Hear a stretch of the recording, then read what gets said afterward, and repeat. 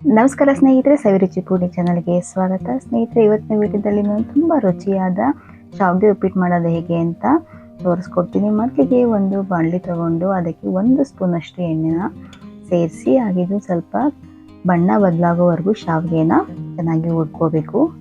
ಶಾವಿಗೆ ಚೆನ್ನಾಗಿ ಹುರಿದ್ರಷ್ಟು ಉಪ್ಪಿಟ್ಟು ತುಂಬ ರುಚಿಯಾಗಿ ಬರುತ್ತೆ.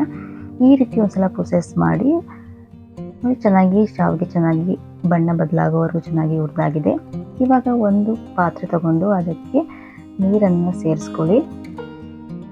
ನೀರನ್ನು ಸ್ವಲ್ಪ ಜಾಸ್ತಿನೇ ಸೇರಿಸ್ಕೊಳ್ಳಿ, ಕಮ್ಮಿ ಸೇರಿಸ್ಕೊಂಡ್ರೆ ಗಂಜಿ ಟೈಪ್ ಬಂದ್ಬಿಟ್ಟು ಮತ್ತೆ ಶಾವಿಗೆ ಮೆತ್ತಗಾಗ್ಬಿಡುತ್ತೆ, ಮುದ್ದೆ ಥರ ಆಗಿಬಿಡುತ್ತೆ. ಸ್ವಲ್ಪ ನೀರನ್ನು ಜಾಸ್ತಿ ಸೇರಿಸ್ಕೊಂಡು ಒಂದು ಕುದಿ ಬರೋವರೆಗೂ ಒಂದು 5 ನಿಮಿಷ ಸಾಕು ಶಾವಿಗೆ ಬೇಯೋದಕ್ಕೆ. ಈ ರೀತಿ ಕಟ್ ಮಾಡಿದ್ರೆ ಕಟ್ ಆಗಬೇಕು. ಆ ಥರ ನೀವು ಶಾವಿಗೆನ ಒಂದು 5 ನಿಮಿಷ ಬೇಯಿಸಿ ಅದನ್ನ ನೀರನ್ನು ಸಪ್ರೇಟ್ ಮಾಡ್ಕೋಬೇಕು. ನೀರನ್ನು ಸಪ್ರೇಟ್ ಮಾಡ್ಕೊಂಡ ನಂತರ ತಕ್ಷಣವೇ ಸ್ವಲ್ಪ ತಣ್ಣೀರನ್ನು ನೀವು ಸೇರಿಸ್ಕೋಬೇಕು. ಇಲ್ಲಾಂದರೆ ಆ ಬಿಸಿ ಕಾವಿಗೆಯ ಅದು ಮತ್ತೆ ಮುದ್ದೆ ಥರ ಆಗಿಬಿಡುತ್ತೆ. ಅದರಿಂದ ಒಂದು ಸ್ವಲ್ಪ ತಣ್ಣೀರನ್ನು ಸೇರಿಸ್ಕೊಳ್ಳಿ. ನೋಡಿ, ಇವಾಗ ತಣ್ಣೀರು ಸೇರಿಸ್ಕೊಂಡ್ಮೇಲೆ ಎಷ್ಟು ಉದುರಾಗಿ ಶಾವಿಗೆ ಬಂದಿದೆ.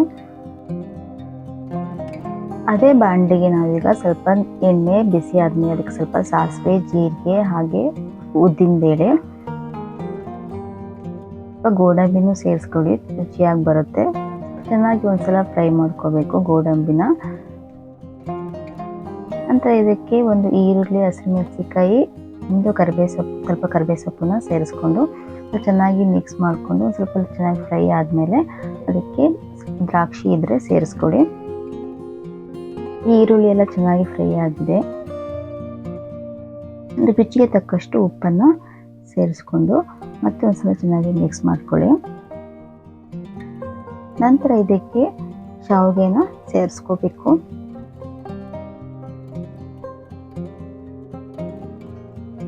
ಶಾವಿಗೆನ ಸೇರಿಸಿ ಒಂದ್ಸಲ ಚೆನ್ನಾಗಿ ಮಿಕ್ಸ್ ಮಾಡಿಬಿಡಿ. ಮಿಕ್ಸ್ ಮಾಡಿದ ನಂತರ ಇದಕ್ಕೆ ಒಂದು ಅರ್ಧ ಹೋಳಷ್ಟು ನಿಂಬೆಹಣ್ಣು ನಾನು ಸೇರಿಸ್ತಾ ಇದ್ದೀನಿ. ಹಾಗೆ ಒಂದು ಫ್ರೆಶ್ ತೆಂಗಿನಕಾಯಿ ಹಾಗೆ ತೆಂಗಿನಕಾಯಿ ತುರಿ ಮತ್ತು ಕೊತ್ತಂಬರಿ ಸೊಪ್ಪನ್ನು ಸೇರಿಸಿ ಒಂದು ಒಳ್ಳೆ ಮಿಕ್ಸ್ ಕೊಟ್ಟರೆ ಬಿಸಿ ಬಿಸಿಯಾದ ಶಾವಿಗೆ ಉಪ್ಪಿಟ್ಟು ರೆಡಿ ಆಯಿತು. ಒಂದು 2 ನಿಮಿಷದಷ್ಟು ಒಂದು ಮುಚ್ಚಳ ಹಾಕಿ ಮುಚ್ಚಿಟ್ರೆ ಸಾಕು, ಶಾವಿಗೆ ಉಪ್ಪಿಟ್ಟು ರೆಡಿ ಆಯಿತು. ಓಕೆ ಗೈಸ್, ಈ ರೀತಿ ನೀವು ಒಂದ್ಸಲ ಮನೆಯಲ್ಲಿ ಟ್ರೈ ಮಾಡಿ ಹೇಗೆ ಬಂತು ಅಂತ ಕಮೆಂಟ್ ಸೆಕ್ಷನಲ್ಲಿ ತಿಳಿಸಿ. ಬೇಕಾದ್ರೆ ಇದಕ್ಕೆ ಅರಿಶಿಣನ ಕೂಡ ಸೇರಿಸ್ಕೋಬೋದು. ಅರಿಶಿಣವನ್ನು ಸೇರಿಸಿಲ್ಲ, ನೀವು ಬೇಕಾದ್ರೆ ಸೇರಿಸ್ಕೊಂಡು ಮಾಡ್ಕೋಬೋದು. ಹಾಗೆ ಈ ಉಪ್ಪಿಟ್ಟು ತುಂಬ ಉದ್ರಾಗಿ ಬಂದರೆ ತುಂಬ ರುಚಿಯಾಗಿದೆ. ಇದಕ್ಕೆ ಬೆಸ್ಟ್ ಕಾಂಬಿನೇಷನ್ ಅಂದರೆ ಚಟ್ನಿ, ಕಾಯಿ ಚಟ್ನಿ ಅಂತ ಸೂಪರ್ ಕಾಂಬಿನೇಷನ್ ಆಗಿರುತ್ತೆ. ಈಗ ಈ ವಿಡಿಯೋ ನೋಡೋದಕ್ಕೆ ಧನ್ಯವಾದಗಳು. ಇಷ್ಟ ಆದರೆ ಪ್ಲೀಸ್ ಲೈಕ್, ಶೇರ್, ಕಮೆಂಟ್ಸ್ ಮಾಡಿ. Thank you.